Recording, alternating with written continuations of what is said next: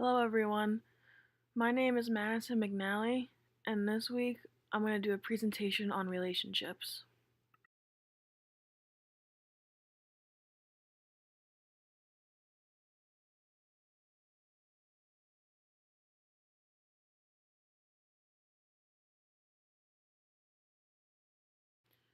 This week's reading material focuses on relationships, including how and why they form, as well as what makes them rewarding or not. The material also discusses the things that influence attraction and presents a number of theories that help to explain how people tend to evaluate their relationships.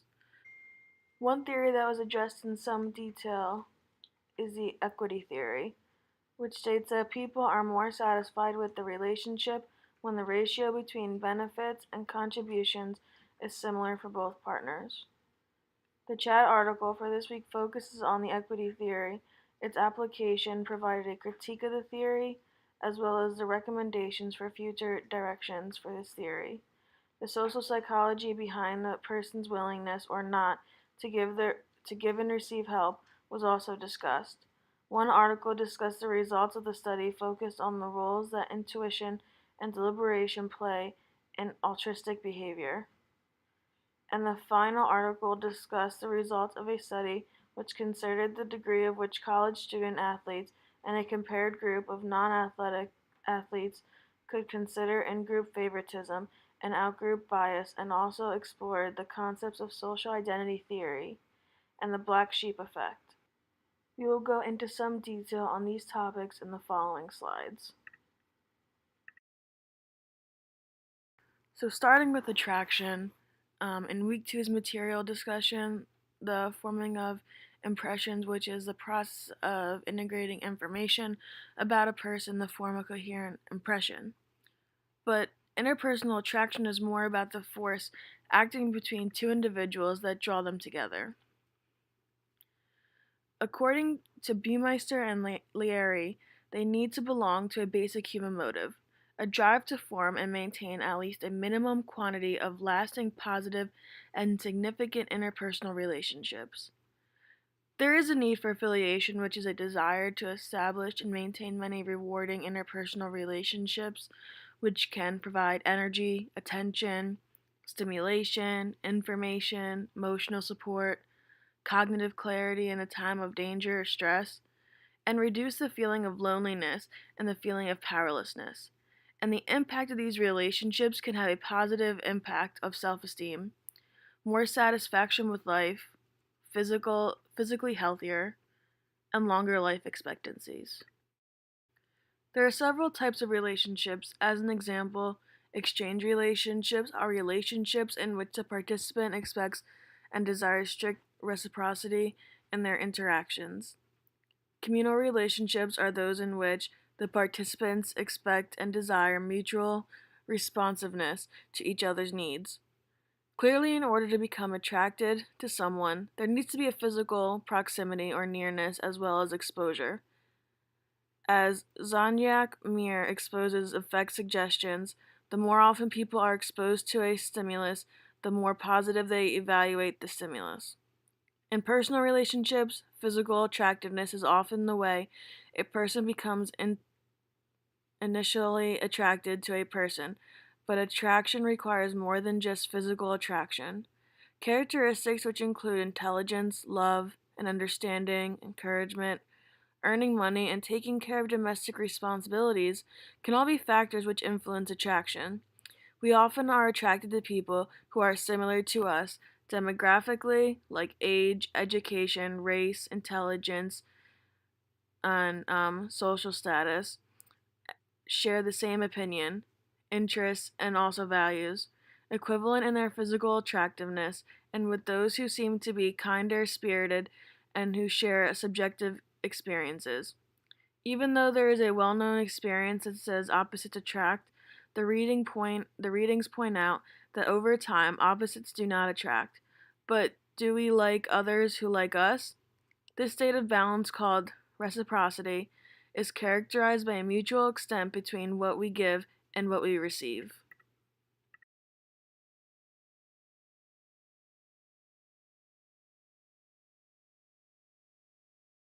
As I said previously, there is a need for affiliation, which is a desire to establish and maintain many rewarding interpersonal relationships, which can provide energy, attention, stimulation, information, emotional support, cognitive clarity in the time of danger and stress, and reduce the feeling of loneliness and feeling powerlessness. Athletic team members who spend a lot of time together in training rooms, practices, and even in games, and also social settings, develop a bond and solidarity with their team members. And this type of relationship can serve as an illustration for two important psychology concepts that were addressed in this week's reading. The first was a social identity theory, and the second was black sheep effect. The social identity theory is a theory which states the social influence depends on the strength, immanency, and number of sources persons relative to target persons. It is the portion of an individual's self concept that is derived from perceived members in the relevant group, like social or athletic. Um, Social identity theory occurs when group members favor fellow in group members based on shared group members. Members of an athletic team tend to favor fellow members based on shared group memberships. They are considered the inner group, but sometimes there is a breakdown in the tight knit relationships. The black sheep effect refers to the tendency of group members to judge likable inner group members more positively, deviant group members more negatively than compared outgroup members. In effect, although there is a predisposition for group members to show favoritism and leniency toward a fellow in-group member, they also apt to display harsher treatment one of their own whose actions bring negative attention to the group.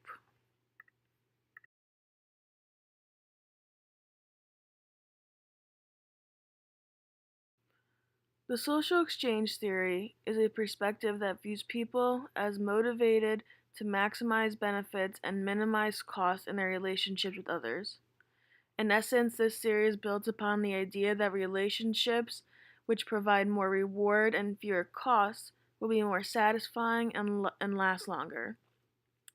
Tabute and Kelly viewed this average expected outcome in relationships as the compares level, CL, where the person with a higher CL would consider his or her relationship to be rewarding while a low CL could not. They also discussed something that they called the comparison level for alternatives, which refers to people's expectations about what they would receive in an alternative situation. Investment in something that a person puts into a relationship that he or she cannot achieve if their relationship ends.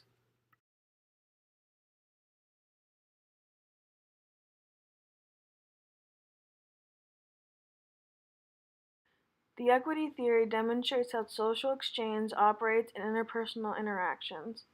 This theory states that people are most satisfied with a relationship when the ratio between benefits and contributions is similar for both partners. This concept was explored in some detail in the place by Polk, entitled Evaluating Fairness Critical Assessment of Equity Theory. Polk pointed out that the equity theory originated in the work environment and considered the fairness between employees and employers. Over time, the theory evaluated and explained the exchanges that take place in various and other relationships as well.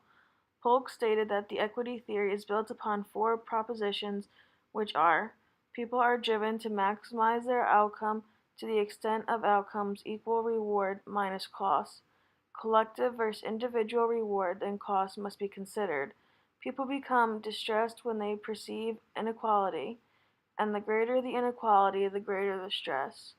And people will attempt to eliminate and distress by restoring equity, which is either actual or psychological.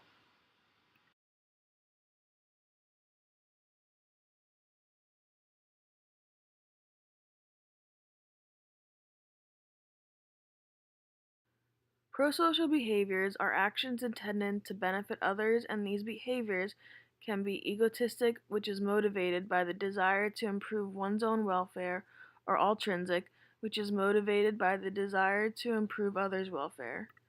There are a variety of categories or helpful behaviors, including kin selection, which is the professional helping of genetic relatives, which result in the greater likelihood that their common genes will survive. And the other one is reciprocal altruism, which is helping someone regardless of the risk or cost and becoming more likely to receive help in return. Reciprocal altruism can either be direct or indirect. This is related to the norm of reciprocity and the belief that helping others will increase the likelihood that they will help us in the future. Empathy often plays an important role in helping others. Empathy is understanding or vicariously experiencing others' perspective and feeling sympathy and compassion for that person. Helping others can make people feel good, immediately or in the long run, and it can even lead people to engage in more long-term helping behaviors like volunteering. There is negative state relief model, which is based on the proposition that people help others in order to counteract their own feelings of sadness. But helping others is not all about reward. It even has its costs. When the potential costs are enormous, it's called courageous resistance.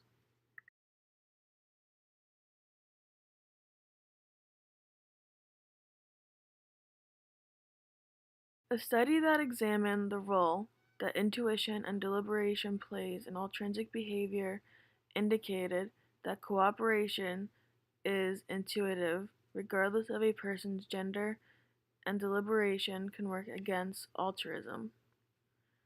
There are situational influences for why people choose to help or not. Helping first requires notice, interpreting, and then taking responsibility. People are more likely to help those with whom they are close with, like relatives or friends. It is all more likely that attractive people and members of those in group will receive help. Some things that influence a decision not to help include diffusion of responsibility, which is the belief that others will or should take responsibility for providing assistance. Bystanders effect, which is when the presence of others inhibits helping. Audience inhibition, which is a reluctance to help based on the fear of making a bad impression on bystanders, and time pressure. Even an individual's mood can influence their likelihood of helping another.